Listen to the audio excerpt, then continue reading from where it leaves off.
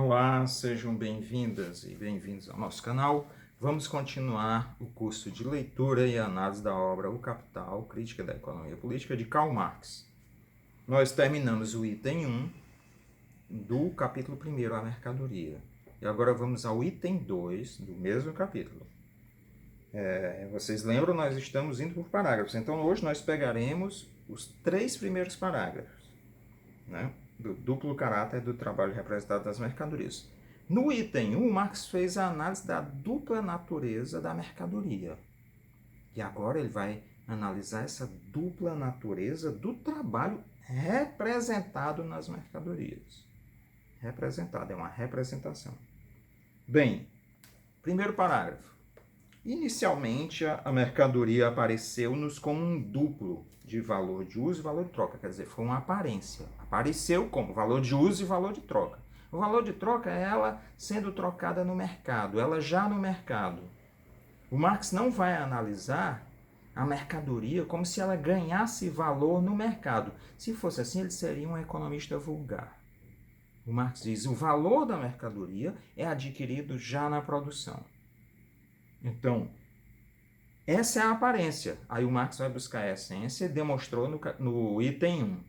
A essência é valor de uso e valor.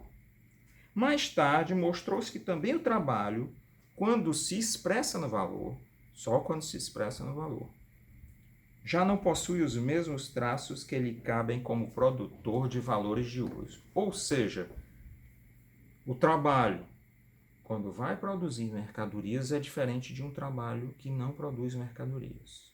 Nós vamos ver qual é essa diferença. Há uma distinção entre os dois fatos. Essa natureza dupla do trabalho contido na mercadoria foi criticamente demonstrada pela primeira vez por mim. Como esse ponto é o centro em torno do qual gira o entendimento da economia política, ele deve ser examinado mais de perto.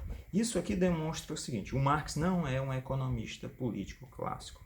O Marx criou uma nova ciência, a crítica da economia política. Ele está criticando o domínio do capitalismo, o modo de produção capitalista. E ele está dizendo que esse é um ponto central. O ponto central de que o trabalho também tem uma dupla natureza, não só a mercadoria. E esse tema de primeira natureza e segunda natureza já está descrito por ele lá em 1844, quando ele, nos manuscritos de Paris ou manuscritos econômico-filosóficos, em que ele diz que existe uma primeira natureza, uma natureza natural, real, essa em que nós vivemos, em que nós temos a nossa existência humana ao longo das diversas eras, ao longo dos diversos modos de produção, e surgiu uma segunda natureza. Lá ele atribuía ao dinheiro essa segunda natureza. Aqui ele está atribuindo a algo mais profundo ainda, ao próprio capital, o dinheiro como parte do capital.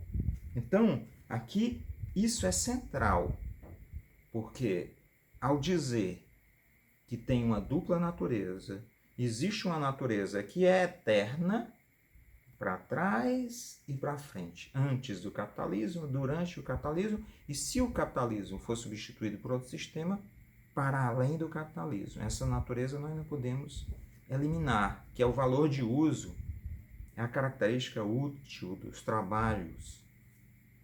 Mas existe uma segunda natureza. Essa natureza é presente num determinado momento histórico.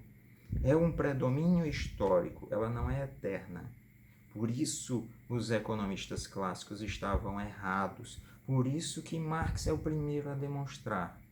O trabalho nessa segunda natureza, representado no valor, que é representado nas mercadorias, ele existe num período específico do tempo onde domina o mercado, onde domina a mercadoria, onde dominam as relações de troca. Elas se tornam a forma essencial, a forma dominante da relação entre os seres humanos. Então, a primeira natureza é esmagada por essa segunda natureza do mercado.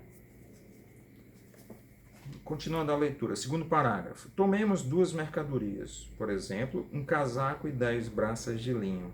Consideremos que a primeira tem o dobro do valor da segunda, de modo que se 10 braças de linho é igual a V valor, e o casaco igual a 2V, 2 valores. As braças de linho, um valor, uma unidade de valor. O casaco, 2 unidades de valor. Por que o Marx pegou linho e casaco? Muita gente me pergunta, professor, mas é porque o linho é a matéria-prima do casaco? Não, mais adiante ele vai dizer que esse casaco que ele pensa é de lã. Ele, na verdade, quis demonstrar que a mercadoria pode ser explicada pelos objetos mais simples, pelas mercadorias mais comuns, pelos objetos mais comuns produzidos pela indústria britânica na época. Tecido e roupas. Linho e casaco. Então, não precisa explicar por meio de mercadorias especiais, diamantes, ouro. É possível explicar por aquelas mercadorias mais ordinárias, ordinárias não no sentido de ruins, ordinárias, as que são mais comuns do processo industrial capitalista. Né? E aí ele faz essa suposição, olha só, ele está começando um exemplo. Suponha que 10 braças de linho é igual a 1 unidade de valor, o casaco é igual a 2 unidades de valor. Já nos traz imediatamente a possibilidade de comparação, porque linho e casaco são diferentes. Mas agora não, eles foram reduzidos a uma mesma unidade, valor e valor. Só que um tem uma unidade, outro duas. Mas é possível igualá-los, é só elevar a quantidade de braças de linho de um lado. Continuando a leitura, terceiro parágrafo. O casaco é um valor de uso que satisfaz uma necessidade específica. Em todas as épocas, o casaco satisfaz a necessidade específica em todas as épocas. Para produzi-lo é necessário um certo tipo de atividade produtiva determinada por seu escopo, modo de operar, objeto, meios e resultado. O casaco tem um modo de ser feito, ele tem certas regras que precisam ser cumpridas. É possível, inclusive, fazer um histórico das técnicas produtoras de casaco. Em alguns museus você vê a história têxtil, a história das confecções, as roupas ali expostas de períodos bem antigos.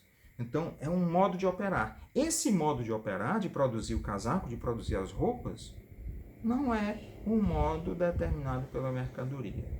É um modo determinado por suas técnicas, por seu escopo.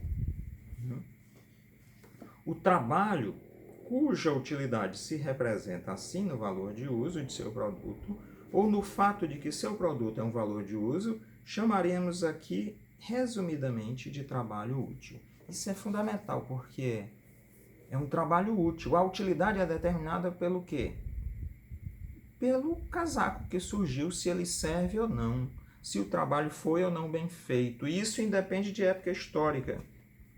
Porque os economistas vulgares, em suas baboseiras, passaram com o tempo, depois, mais ou menos na época do Marx, e depois se tornaram mais fortes depois do falecimento dele, dizem que utilidade remete imediatamente a preço, ao mercado. Não, uma coisa não é útil porque está no mercado. Uma coisa é útil porque serve aos seres humanos. Uma coisa é útil porque está na primeira natureza. O mercado é da segunda natureza, como nós temos dito aqui. Como Marx disse, né? Sob esse ponto de vista, ele será sempre considerado em relação a seu efeito útil. Então, o casaco é algo que nos serve como primeira natureza, como uma natureza real, uma natureza natural, uma natureza que independe das épocas históricas. O frio pode estar em todas as épocas históricas, então o casaco servirá para proteger do frio. E essa é a utilidade. Um casaco ser vendável, poder ser vendido, poder ir ao mercado como mercadoria, isso não é uma natureza natural. É uma segunda natureza, criada socialmente como uma regra do jogo do mundo das mercadorias. Até o próximo vídeo.